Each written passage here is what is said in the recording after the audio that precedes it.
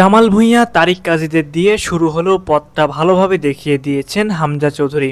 হামজার মতো বড় ফুটবলার লাল সবুজ জার্সি গায়ে চাপানোয় একে একে প্রবাসে থাকা বাংলাদেশি বংশোদ্ভূত ফুটবলাররা আগ্রহী হয়ে উঠছে বাংলাদেশের জার্সি গায়ে চাপাতে।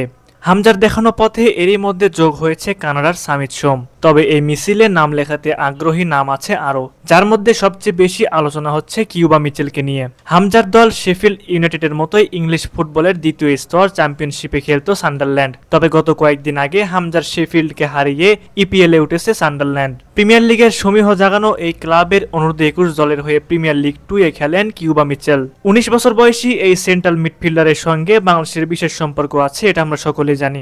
বাবার দিক দিয়ে জ্যামাইকান হলেও কিউবার মা একজন ব্রিটিশ বাংলাদেশি, তার নানি ছিলেন বাংলাদেশের নাগরিক। সেই সূত্রে এই সেন্ট্রাল মিডফিল্ডারের সামনে জাতীয় দল হিসেবে জামাইকা, ইংল্যান্ড ও বাংলাদেশকে বেছে নেওয়ার সুযোগ ছিল। তবে ইংল্যান্ড ও জামাইকার জার্সি নয়, কিউবা বাংলাদেশের লাল সবুজ জার্সি গায়ে চাপাতে আগ্রহ প্রকাশ করেছিলেন, যার পরিপ্রেক্ষিতে কিউবার পাসপোর্ট তৈরির কাজ শুরু করে বাফুফে। তবে দুঃখজনক বিষয় হলো বাফুফে কিউবার ব্যাপারে অনেক বেশি দেরি করে ফেলেছে, যার কারণে হয়তো ঘরের মাঠে সিঙ্গাপুরের বিপক্ষে কিউবা মিচেলকে পাওয়া সম্ভব হবে না। তবে এখনই হতাশ হওয়ার কারণ নেই, হাতে এখনো বেশ কিছুদিন বাকি আছে।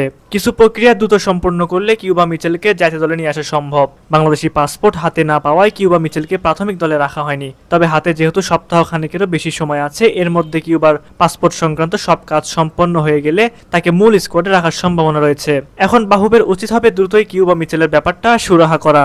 বাফুফে যদি অগ্রগতি না দেখায় তাহলে হয়তো কোনোভাবেই সিঙ্গাপুরের বিপক্ষে কিউবাকে খেলানো সম্ভব নয়। কিউবা মিচেল এমন একজন ফুটবলার যিনি সব দিক দিয়েই পারফেক্ট। হয়তো আগামী 2-1 সিজনের মধ্যে সান্ডারল্যান্ডের মূল দলে অভিষিক্ত হবেন কিউবা। কিউবার স্বভাবজাত সেন্ট্রাল মিডফিল্ডার, ফলে খেলার টেম্পো নিয়ন্ত্রণে তার বিশেষ দক্ষতা আছে। তার শক্তির জায়গা হচ্ছে ড্রিবলিং, শট, পাসিং ও কুইক ট্রানজিকশন।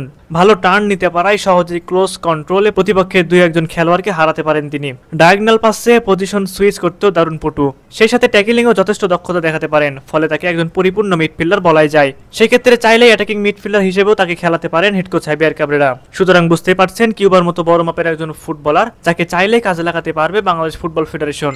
এখন দেখার বিষয় বাফুফে শেষ পর্যন্ত কি করতে পারে। তবে এতটুকু নিঃসন্দেহে বলা যায় যে কিউবাকে যদি বাংলাদেশ ফুটবল না পায় তাহলে অনেক বড় একটা রত্ন হারাবে বাংলাদেশ।